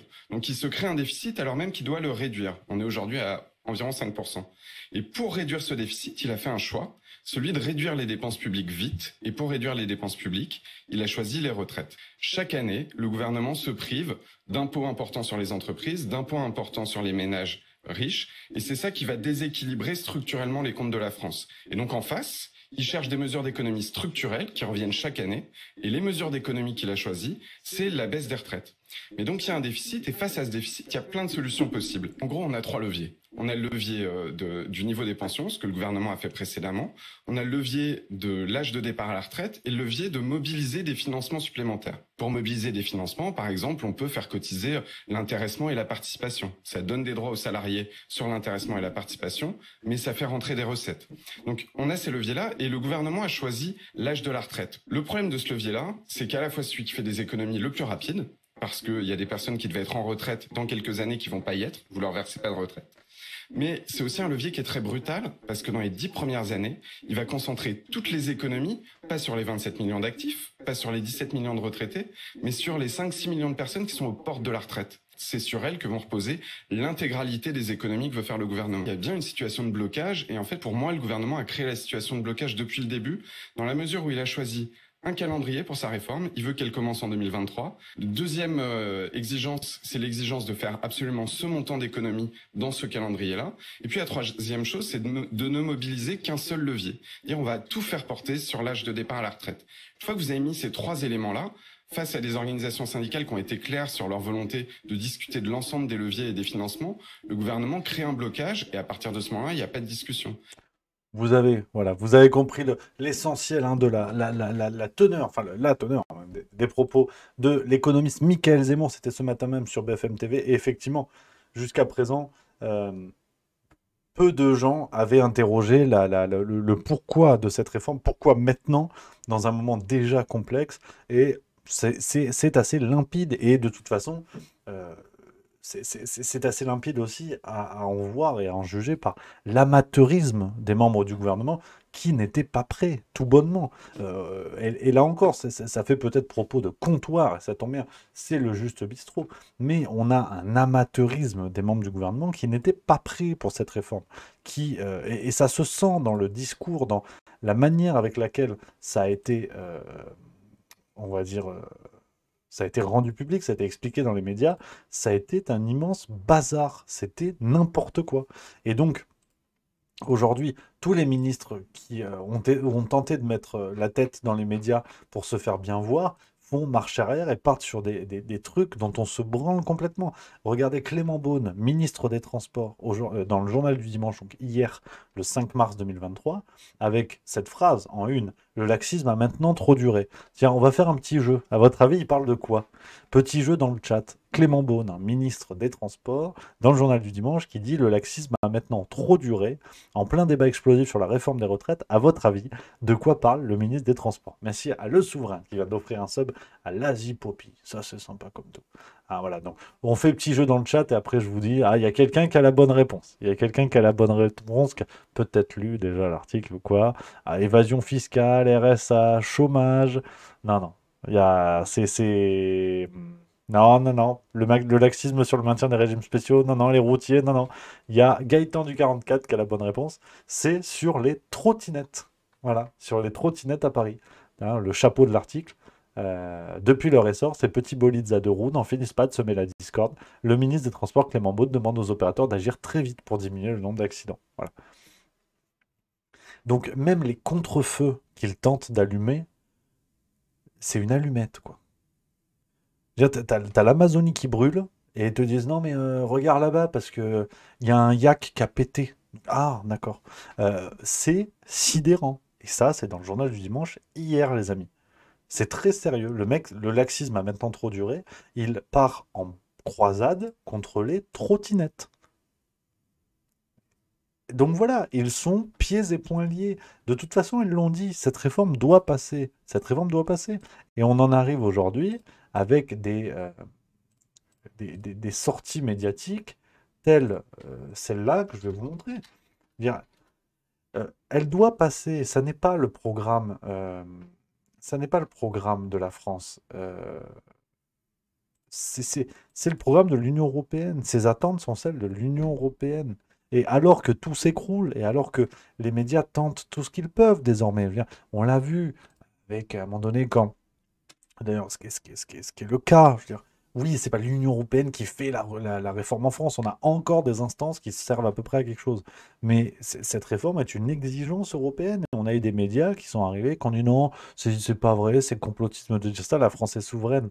Je veux dire, quand tu as un ministre des Transports qui se bat contre les trottinettes, alors que dans le même temps, on tente de faire voter au niveau de l'Union européenne l'arrêt des véhicules thermiques d'ici 2025 ou 2030, dire, on est sur un changement fondamental dans le quotidien des gens, et nous, notre ministre, il se tape contre les trottinettes. Qu'est-ce que tu fais, Danny Boone, là? C'est ça la souveraineté de la France? C'est-à-dire que tu te bagarres contre des trottinettes qui d'ailleurs sont des compagnies pour la plupart, d'ailleurs pour la majorité, qui ne sont pas françaises, et qui sont entrés, mais tout à fait tranquillement, je veux dire, les mains derrière les oreilles sur le marché français parce qu'il n'y avait aucun encadrement. Et maintenant que c'est le bazar et que tu as les parkings à trottinettes, et je veux dire, on dirait toutes les mauvaises idées d'Agnès Pannier-Runacher, tellement il y en a. Euh, et tu te bats contre ça. Mais je veux dire, c'est lamentable. Et pendant ce temps, tu as le zozoteur amoureux des arbres, j'ai nommé Olivier Véran, qui déboule sur France 2, c'était ce matin, je crois, et qui vous dit ceci. Est-ce que vous regrettez ces propos? Non, mais je viens de vous répondre. Je vous dis, mon message manifestement est mal passé et donc j'aurais dû peut-être le formuler différemment. Quel est le fond du message? D'abord, il est double. D'abord, le gouvernement, nous n'avons pas que la réforme des retraites devant nous, nous avons aussi toutes les urgences du quotidien pour les Français. Y compris, vous avez parlé de la pluie qui va arriver demain, tant mieux. Ouais. Il se trouve qu'on fait face à la plus longue période sans pluie, avec un risque de sécheresse. J'étais au salon de l'agriculture, les agriculteurs nous disent il est fondamental d'agir pour éviter un impact climatique majeur avec une catastrophe agricole. Donc je le dis, nous avons d'autres urgences à gérer que la seule réforme des retraites et nous devons les regarder en face. Par ailleurs, une France à l'arrêt dans la durée, cette personne a dit qu'une journée de manifestation était une mise en danger du pays, mais une France à l'arrêt dans la durée, je le redis, a un impact pour le quotidien des Français, mais aussi a un impact pour l'économie de notre pays, au moment où nous recréons de l'emploi, des apprentissages et nous faisons reculer le chômage. Est-ce que vous... J'ai avalé de travers, du coup, tu vois. J'ai envie de chialer quand je vois ça. Quand je vois autant de conneries avec une cravate, j'ai envie de chialer, bordel. Non mais, voilà, il y a d'autres urgences à gérer. Qu'est-ce que tu veux que je te dise? Et le mec te prend l'exemple du changement climatique, alors que ça fait 2 ans qu'il nous casse les couilles avec le Covid-19. Mais enfin, est-ce qu'on réfléchit quand même? Est-ce qu'on arrive, si on... Allez, tentons un truc de fou. Essayons de décortiquer sérieusement ce que dit Olivier Véran. Au-delà du fait que ce soit n'importe quoi, est-ce qu'en vrai, en vérité, il dit ce qui lui passe par la bouche, quoi. C'est son petit côté Nabila. Il n'y a rien qui va, quoi. Il n'y a rien qui va. Et déjà, niveau 1, sur sa déclaration, voilà, quand il a joué au Paco Rabanne, représentant du gouvernement, en disant s'il y a une grève, bah, en fait, il y aura des nuages de criquets et compagnie. Ok. Le mec te dit les propos sont mal passés. Donc, Olivier Véran, c'est un monsieur qui vous dit n'importe quoi et qui accuse les mots. Et ça, on l'avait jamais eu jusqu'à présent. Ça, c'est bluffant. C'est-à-dire que tu trompes ta femme, mais c'est la faute de l'expression tromper sa femme. Parce que ça a été mal compris. Tout de suite, elle imagine des trucs, toi... Alors que pas du tout. Pas du tout. J'ai pas trompé. J'ai glissé. Hein? Oh, est-ce qu'il y avait des témoins? Bon. Hein? Est-ce que la presse en a parlé? Oh, si la presse n'en parle pas, c'est peut-être que ça n'existe pas, madame. Vous connaissez Julien Pain, la tronche en biais, qui vend des bavoirs, j'aime la teub. C'est 2023, un peu haut. Ça suffit maintenant. Et il y a beaucoup de ça. Il y a beaucoup de ça. Le mec te dit ça, mais sans trembler du pif. C'est pour ça que il y a beaucoup de fantasmes sur le côté, ils prennent de la cocaïne. Franchement, j'en sais rien, je m'en fous. En vérité, je m'en fous. Mais je pense que c'est plus fort que ça. Ils ont un dealer qui leur fait, je sais pas où il bosse, mais qui leur fait changer de perception sur le réel. Et c'est plus fort que ça. C'est-à-dire, le mec te ment les yeux dans les bleus, et c'est à cause des mots qui sont mal... Le mot est mal passé. C'est fou, ça. Par exemple, c'est une justification que ne peut pas avoir un proctologue. Il ne peut pas te dire ça, le proctologue, parce que c'est bien passé à chaque fois. Ça, il n'y a pas de problème. Mais Olivier Véran, lui, il peut. il peut te dire les mots sont mal passés. Après, je sais pas, moi je suis pas porte-parole du gouvernement. Ils sont à des niveaux de compétences que nous n'avons pas. Et donc, niveau 1, voilà, le mec te dit ça, mais sérieusement, hein, si on regarde quand même ça, pour ce que c'est, hein, vous savez, il y a un instant grognon, Bobby's back, le retour, je mets ça tout de suite.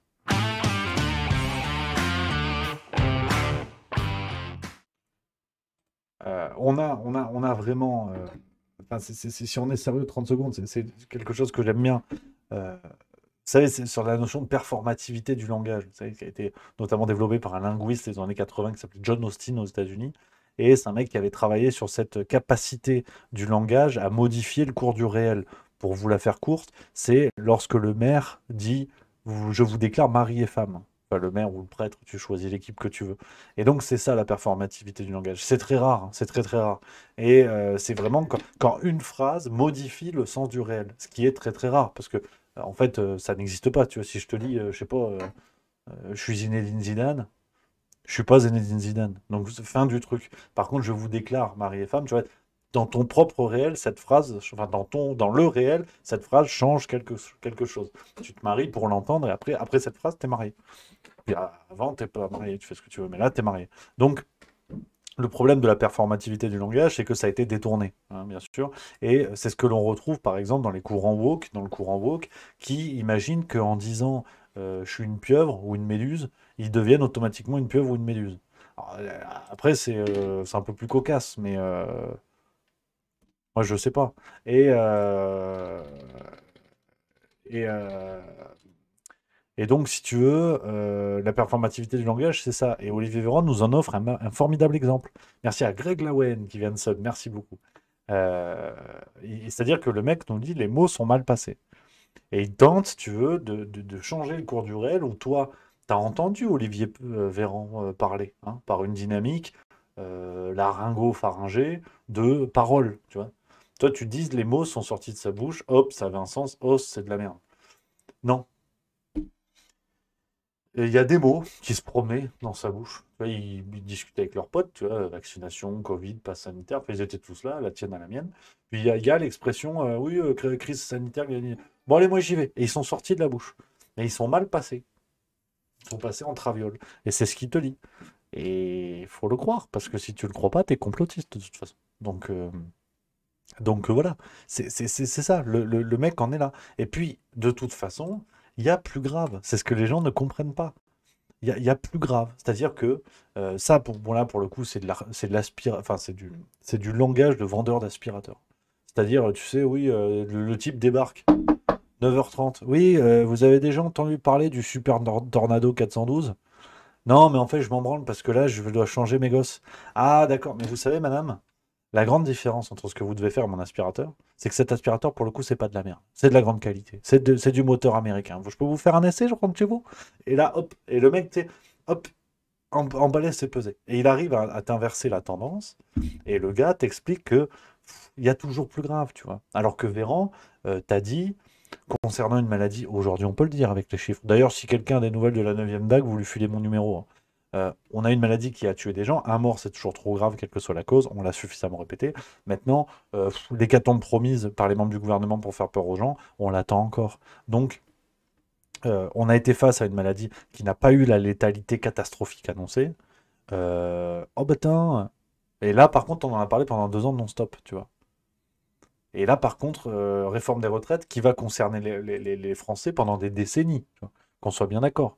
Il n'y aura pas de vaccin contre la réforme des retraites. Pfizer, ils n'ont pas encore inventé ça. L'ARN retraité. Tu sais, tu le fais, hop, tu pars à 62 ans. C'est une blague, hein. Ne leur donnons pas des idées, qu'on soit bien d'accord. Mais on en est là-dessus. On en est vraiment là-dessus. C'est-à-dire que le mec te dit, non mais il y a plus grave, quoi. Ça va. Et cette logique, j'essaie franchement d'être sérieux. Vraiment, cette logique-là, au fond, c'était celle du Covid. C'est une logique qui représente, je trouve, et je suis vraiment sérieux, je leur fais pas de faux procès ou quoi, je pense sincèrement ce que je vous dis. Pour moi, c'est une logique qui représente le fond presque spirituel du pouvoir d'Emmanuel Macron. C'est-à-dire que c'est un pouvoir de tableur Excel à la fois, comment dire, à la fois d'appel d'offres, à la fois de tableur Excel et de compte à rendre. Donc c'est une logique extrêmement binaire, quoi. C'est-à-dire que ça passe ou ça passe pas. Les objectifs sont tenus ou ne sont pas tenus. Merci à Twitch de Sam qui va être subprime le 3e mois, merci beaucoup. Donc c'est ça. C'est-à-dire que les gens ne veulent pas se faire vacciner, c'est pas grave. Tu vas actionner tous les leviers, qu'importe l'éthique, qu'importe la morale et qu'importe l'utilisation que tu fais de l'outil politique. Et il faudra que tu arrives à tes fins. Il faudra que tu rendes des comptes qui aillent dans les clous de ce qui est attendu par les instances qui te dominent. Et là, libre à chacun de les mettre là-dessus. Donc, on est vraiment là-dessus. Et c'est-à-dire que Olivier Véran, alors lui, effectivement, c'est le paroxysme de ça. Mais merci à Défaut-Dev qui vient de subprime, 2e mois également, merci. Olivier Véran, c'est le symbole de ça. C'est-à-dire que le mec t'a dit, faut se faire vacciner tout de suite maintenant, parce que sinon tu vas tuer papy-mamie. Et là, sur la réforme des retraites, il te dit, mais il y a le changement climatique. Et en passant, et là, je suis très sérieux, en passant, il dévoile à lui tout seul un pan de l'escroquerie écologique. Oui, il y a une nécessité face aux changements environnementaux. Je suis tout à fait d'accord là-dessus. Mais sur le discours commercial qui en est fait, Olivier Véran, à lui tout seul, déshabille la propagande écologique. Vous avez vu, sur un contexte qui n'a rien à voir, mais vraiment rien à voir. Le mec arrive et dit, oui, mais l'écologie, c'est quand même plus important. Donc voilà, le drapeau écologie, quand t'es emmerdé, en fait. Et ça marche pas tout le temps. C'est au repas de famille. Ta belle-mère, elle a amené une salade. Et elle sait pas cuisiner. C'est dégueulasse. Tu peux pas lâcher ça à table. Puis tu sais, si elle voit que tu as vomi dans ta chemise, c'est la tuile. Parce que tu peux potentiellement voir ton mariage partir en couille. Et là, tu dis non, non, mais c'est pas très très bon, mais l'écologie.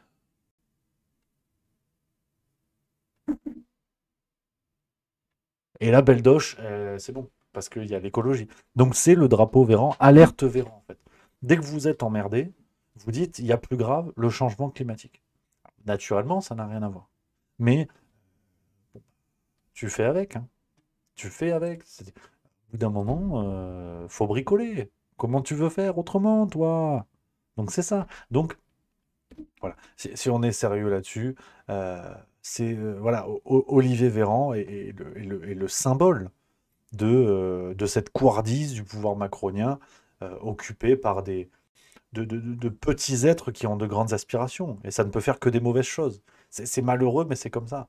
C'est vraiment malheureux. Et puis, ça n'est pas la politique.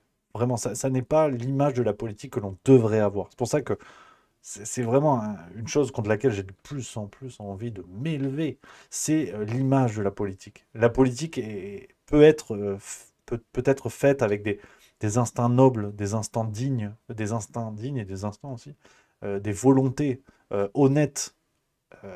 Ces gars-là ne sont pas ce qu'il faut retenir de la politique. Ce sont des connards, ça au risque d'être un petit peu moins poli. Oui, ce sont des ordures, ils ont des comportements orduriers, mais ça n'est pas la politique.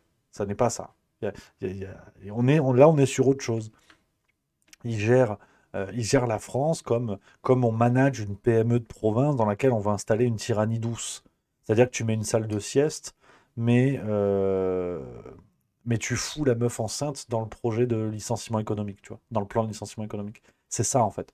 C'est la tyrannie douce du quotidien. La tyrannie douce qui peut marcher oui et non, mais quand tu gères 30 personnes, une petite imprimerie en Auvergne, là, tu peux être un salaud. Parce que potentiellement, peu de gens vont le savoir. Tu sais, t'as cette tyrannie de l'impunité, tu vois.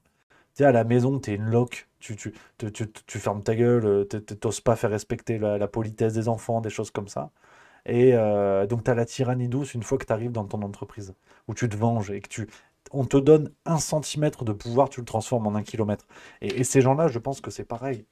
Olivier Véran, c'est pareil. Au départ, le mec, et c'est très bien, il est neurologue, c'est formidable. Il avait pris la tête d'un syndicat à l'hôpital de Grenoble, tu vois. Il y avait un peu le goût du pouvoir. Et beaucoup de gens, parmi ceux qui se sont rassemblés autour de Macron, ont été appâtés par ça, par l'odeur du pouvoir. Les charognes sont appâtés par l'odeur de la viande pourrie. Eux, c'était par la possibilité d'avoir un petit peu de pouvoir. Et d'en user de manière extrêmement mauvaise. Je pense franchement que on peut aspirer au pouvoir. Et en soi, peut-être que c'est même négatif. Là, c'est presque un débat philo. Mais aspirer au pouvoir n'est pas une intention mauvaise en soi. En revanche, c'est y aspirer de cette manière-là. Et quand on voit des Carl Olive, des Christian Estrosi, quand on voit ce ramassis de connards, d'Emmanuel Valls, bien évidemment, quand on voit ce ramassis de connards qui se sont très vite rassemblés autour d'Emmanuel Macron, là, comme vraiment des charognes autour d'une carcasse qui reste à pourrir, on voit des gens qui n'ont pas réussi jusqu'à présent à avoir le pouvoir qu'ils estimaient juste.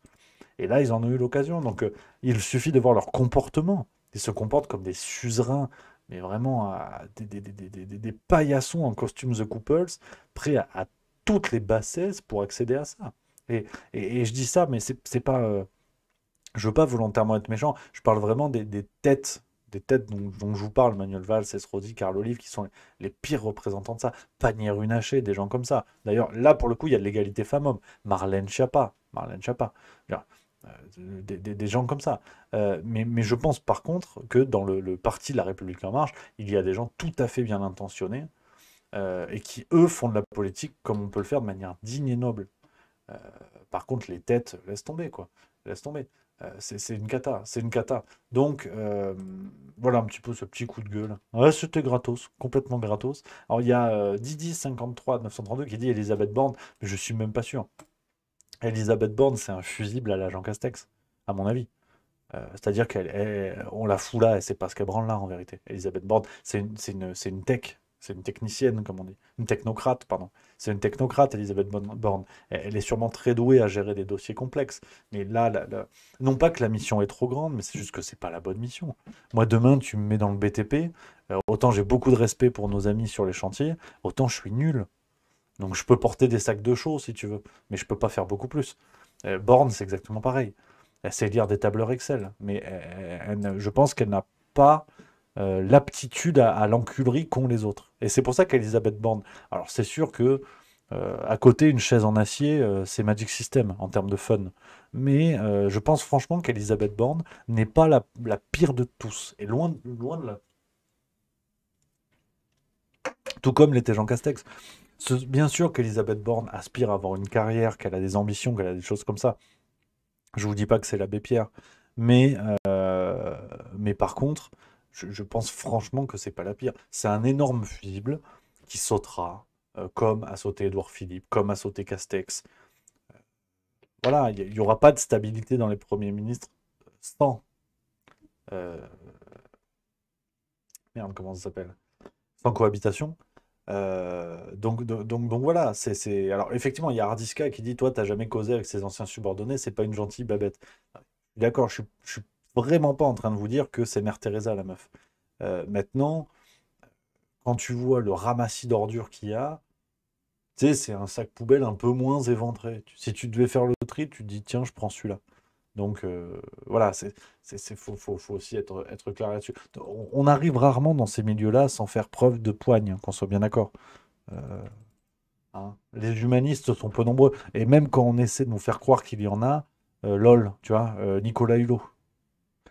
Voilà, hein. La caution verte du gouvernement, euh, du premier d'ailleurs, gouvernement, bon, voilà, on s'en rappelle. Donc, voilà un petit peu pour cette petite parenthèse. Gouvernement, et en face, qu'est-ce qu'on a? Et on est obligé d'en parler. Ah, je suis désolé, hein, en face, parce que, à la limite, l'espoir émerge du noir, comme on dit. L'espoir pourrait venir de l'ombre, de l'opposition. Ah, tu vois, ça me fait des remontées acides. Parce que l'opposition aujourd'hui, c'est ça. Bon, le 7 mars, on fait quoi?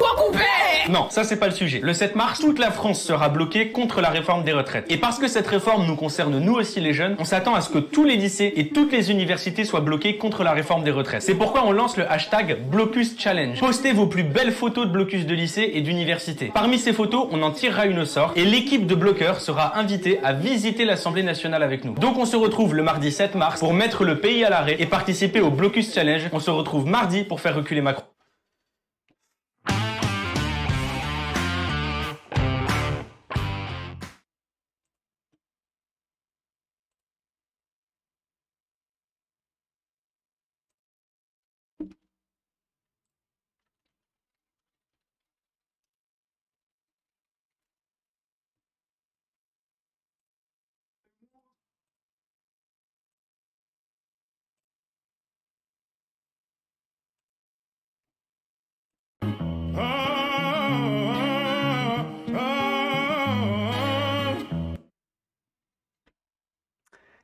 Voilà, voilà. Louis Boyard dans ses œuvres. Donc, hein, membre de l'opposition. Et attention, attention, Louis Boyard, c'est un éminent représentant de la République qui voulait le respect. Lorsque Cyril Hanouna a osé hausser le ton face à lui, voire l'insulter, il faut quand même le rappeler, Louis Boyard a dit « Je suis député, monsieur ». Et là, toutes les têtes de la France Insoumise, toutes les têtes médiatiques, qui n'ont d'ailleurs que les caméras pour les croire encore, merci à Shaki42 qui vient de sub 5e mois, merci beaucoup. Là, ils avaient tous dit « Il faut respecter l'image de député. Il en va de la France ». Et voilà, le mec te fait blocus challenge et tu gagnes quoi? Une visite de la République. Il a cru que c'était le parc Astérix, quoi. Alors, je suis d'accord que dans le fond, c'est pas complètement éloigné. Mais, voilà. Alors, je sais, les amis, les copains de la France Insoumise vont me tomber dessus en me disant tu tapes toujours sur les mêmes et tout.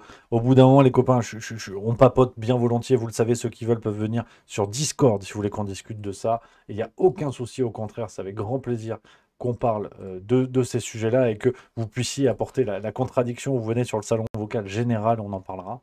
Maintenant, je n'en peux plus de ce crétin déguisé en député. C'est un abruti. Voilà. C'est un abruti, je suis désolé, c'est un abruti. Parce que s'il escompte représenter les jeunes, autant ne pas leur faire cet affront de sous-entendre qu'ils soient aussi bêtes que lui. Parce que au bout d'un moment, ça suffit, quoi. Ça va. Franchement, ça va. Et il pourrait être de tous les partis qu'il veut, mais vraiment de tous les partis qu'il veut. C'est un monsieur qui n'existe que par les médias. Louis Boyard, sans exposition médiatique, aurait-il été élu aux législatives? Est-ce que quelqu'un peut me répondre sur ça? C'est la simple question que je promis. Je ne vais pas être trop méchant, pas d'attaque à Dominem et compagnie. Mais est-ce que quelqu'un, même s'il vous plaît, parmi les soutiens de Jean-Luc Mélenchon, et vous connaissez la maison, tout le monde fait absolument ce qu'il veut, mais au bout d'un moment, on peut voter la France Insoumise, il n'y a aucun souci. Et au contraire, par contre, ne soyons pas non plus aveugles à la bêtise. Les soutiens de la France Insoumise n'auraient jamais pardonné une once de ce que fait Boyard et ses collègues si ça avait été d'autres partis. Alors, faut peut-être pas déconner non plus, quoi. Et Dada au 76 qui dit punaise, il est tout jeune, qu'aurions-nous fait à son âge en tant que député? Ben pas ça, en fait, pas ça. J'ai pas non plus 50 ans de plus que lui. Et quant à, si tu veux, le bulbe pour te cacher derrière l'argument de attention, je suis député, donc faut pas nuire à ma personne. Quant à ce bulbe-là, pour utiliser les bons arguments au bon moment et faire le clown à d'autres moments, ça va, quoi. Tu sais très bien ce que tu fais. Donc, ce monsieur est un abruti. Voilà, se comporte comme un abruti. Ouais. Je ne vais pas faire d'attaque à Dominem. Ce monsieur se comporte comme un abruti. Il le sait, pertinemment, il le sait. L'Assemblée nationale n'est pas un prix. On ne gagne pas ça au loto. On ne gagne pas une visite de l'Assemblée nationale au loto. Vraiment, et d'ailleurs, je retire ce que je viens de dire pour la simple et bonne raison que, alors, c'est peut-être un essai de boulard et sûrement qu'il en a rien à foutre maintenant, quitte à exister qu'à travers les réseaux sociaux, autant lui ouvrir une porte. Donc je retire ce que je viens de dire et je présente mes excuses en amont, mais je vais inviter Louis Boyard sur les réseaux sociaux à venir discuter sur Juste Milieu, à venir débattre pour comprendre en fait le pourquoi du comment. Alors bien sûr, j'ai peu d'espoir, je ne vais pas vous mentir non plus, mais voilà, je m'excuse d'avoir été vulgaire, quoique vulgaire, hein, l'étymologie vulgaire du peuple, donc on vient tous les deux du peuple, donc c'est pas ça qui devrait le choquer. Par contre, je peux vous annoncer que je vais faire une publication, notamment sur Twitter, en taguant le compte de Louis Boyard, en l'invitant à un échange pour comprendre qui est-il, comprendre ce qu'il y a derrière ces raisonnements, à inciter en fait au blocus de la France, à en faire un challenge. C'est-à-dire que ça devient drôle. C'est drôle en fait. Les gens manifestent pour leur avenir, les jeunes, les anciens, les gens manifestent pour leurs conditions, certains Français qui n'ont plus rien à perdre. Et c'est un challenge en fait. C'est un challenge. Voilà. Alors pourquoi pas bientôt hein, le avortement LOL challenge pour voilà, dire qu'on a droit à l'avortement, donc c'est super. Hein, filmez-vous en train d'avorter. Je sais pas, moi, faut imaginer après tout. Faut aller au bout du truc. Si tout devient risible et sujet à blague, ben on y va alors, pourquoi pas? Moi, je trouve que par souci de la liberté, moi, je trouve ça très important. Donc, j'aimerais connaître en fait son parcours politique, sa trajectoire et pouvoir papoter. Je sais que l'ami Georges, hein, je recommande la chaîne YouTube, et d'ailleurs que je risque fort de recevoir bientôt. Faut qu'on s'écrive et qu'on organise ça.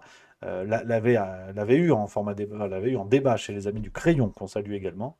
Euh, Moi, vraiment, j'aimerais beaucoup, et pour avoir l'honneur de recevoir un député, j'ai beaucoup de respect pour ce poste-là, mais j'aimerais savoir voilà, ce qu'il considère par rapport à ça. Donc, j'ai peu d'espoir, je vous avoue, mais on va faire ça gentiment ce soir.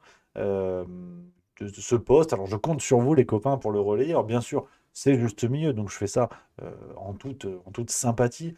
Je vais être très honnête et je lui dirai, je ne ferai pas ça en toute objectivité. C'est pas vrai, car je ne l'apprécie pas.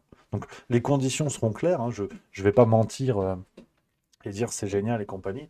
Je ne l'apprécie pas, mais je ne demande justement qu'à pouvoir lui dire, discuter et éventuellement changer d'avis. Donc, voilà un petit peu le projet qui va débouler, parce que sincèrement, j'en peux plus, et je vous jure que je mets de l'eau dans mon vin, parce que j'ai les amis voilà, qui suivent la France Insoumise et qui me disent ouais, Rami, tu tapes toujours sur les mêmes. Au bout d'un moment, je veux bien, mais c'est compliqué, quoi.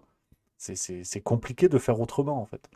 Et puis j'en ai marre de me justifier à chaque fois, de faire un contrepoids en disant oui, mais le RN, ils sont silencieux, c'est aussi des glands. Enfin, on le sait que ce sont tous des glands, au bout d'un moment. Enfin, je vais pas le redire à chaque fois pour faire plaisir aux pudeurs de gazelle de nos amis pro-Mélenchon, qui voient dans la moindre attaque à leur parti une sorte comme ça de cabale dirigée contre eux. Si vous avez des abrutis dans votre parti, c'est pas ma faute. Et c'est pas la vôtre non plus, d'ailleurs. Mais à y être, essayez au moins de voir ce que vous voyez. Un Manuel Bompard.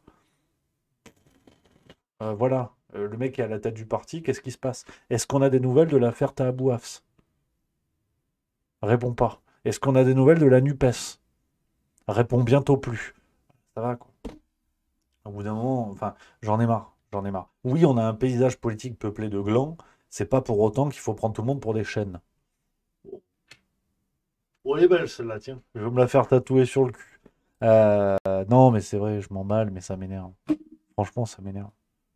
J'en peux plus, tu sais, de voir les gens comme ça, à idolâtrer des types qui font de la merde, j'en ai marre, tu vois. Et tout bord confondu, Marine Le Pen, c'est pareil, je veux dire. T'en as qui la voient comme Jeanne d'Arc, je veux dire. Elle a le projet politique des cendres de Jeanne d'Arc, mais Jeanne d'Arc en tant que telle, je suis pas sûr, tu vois. Donc, non, ça m'énerve. En fait, je suis grognon, je crois. Ouais, je suis énervé. De toute façon, c'est semaine de rugby, donc je vous l'annonce, hein. Je préfère vous le dire tout de suite, je vais être canaille toute la semaine. Donc non, mais j'en ai marre, faut le dire. Merci à Dave Blues, qui vient de sub deuxième mois. Merci mon Dave, merci mon blues. On aime le blues. On aime le blues, c'est juste mieux. Ça, c'est important. Et on va se mettre un peu de réflexion, quoi. On va se mettre un peu de réflexion avec une femme que j'adore et que j'admire, dont j'apprécie beaucoup les romans, pas tous peut-être, mais dont je garde un formidable souvenir de lecture, le livre Chanson douce, un des meilleurs premiers romans que j'ai pu lire. Vous aurez peut-être reconnu Leila Slimani, qui était chez C'est Politique, où ça se discute, où c'est tabou, enfin bref, sur la 5, le 6, donc à savoir, je crois que c'était hier soir d'ailleurs, justement, c'était le 5, et qui nous a fait une phrase pour méditer un petit peu sur notre époque, qui est un résumé de tout ce qu'on s'est dit aujourd'hui, de tout ce qu'on va se dire dans les jours à venir. Merci à Véro Gallou qui vient de sub 5e mois, ça fait plaisir. Ça c'est beau. Petite phrase sympatoche, pour méditer et calmer les esprits. Oui, parce que je trouve que le débat public est de mauvaise qualité, c'est pas vraiment ça, mais je trouve qu'aujourd'hui on vit dans une espèce de culture du clash. On est l'otage de polémiques, on n'a même pas le temps de comprendre, on est déjà passé à autre chose.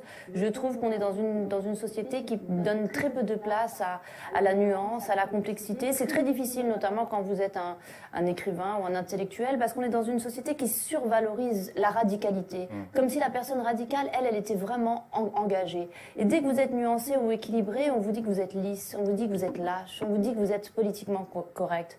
Or moi, je pense qu'il y a un très grand confort de la radicalité. C'est facile d'être radical. Et je vais vous dire, c'est beaucoup plus facile de s'indigner que de penser.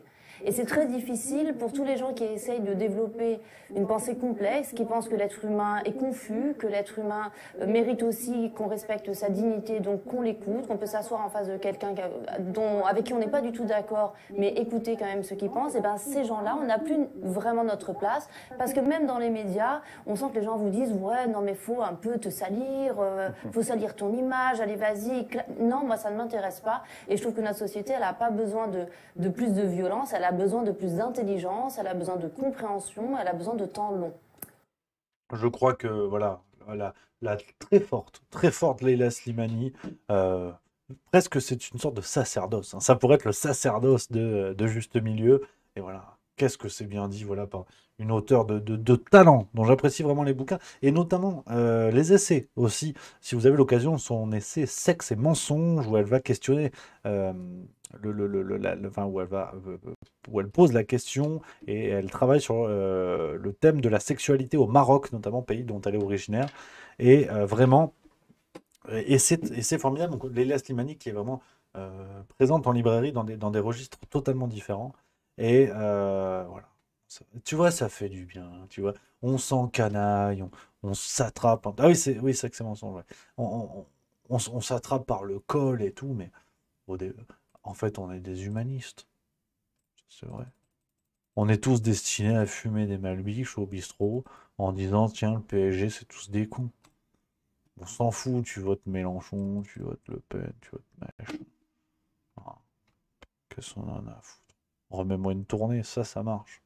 Ça, moi, je vote qui tu veux. Moi. Tu me payes une bière, je vote qui tu veux. C'est tout. Non, mais c'est ça, qu'est-ce que tu veux que je te dise? Donc, voilà un petit peu, les amis, tout ce que je voulais vous dire. Aujourd'hui, beaucoup de choses, et je peux vous dire que la semaine va être zinzin.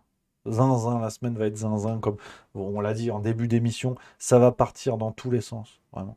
Ah, vraiment. Ça va. Ah, et ça va chier des bulles carrées. En fin de semaine, le banquet, on vous révèle tout sur ce projet. Je peux vous dire que voilà, tout est prêt. On a tout bouclé aujourd'hui. Vraiment, tout est bouclé. On n'attend plus que de vous révéler tout ça, ce projet. Voilà. Commencez à comprendre. Là, on a réuni les Avengers, la liste s'allonge. Je peux vous dire que ça bosse en coulisses. On propose à plus en plus de personnes. Vous allez tout comprendre. Et c'est vraiment un projet plus grand que Juste Milieu. C'est plus grand que nous. On a vraiment ça, voilà. Dans les coulisses, on a ça à cœur pour aller plus loin et vraiment vous proposer quelque chose de différent sur le fond comme sur la forme et qui, on l'espère, sera la première brique d'une logique plus grande en fait pour rassembler les spectateurs, les créateurs, les humanistes, bigger than life, ça c'est vrai. Voilà, donc ça arrive, je peux vous dire que ça arrive à toute vitesse, ça arrive dimanche, toutes les révélations seront là dimanche, donc les amis, ça va être coquin, ce qui va se passer en attendant parce qu'on a une très belle semaine, et puis c'est rugby ce week-end, 17h45, Angleterre-France. Allez bleu, là ça va chier, je suis déjà en forme. Ah, je suis plein gaz. J'ai dit, je bois pas de la semaine, je me démonte ce week-end.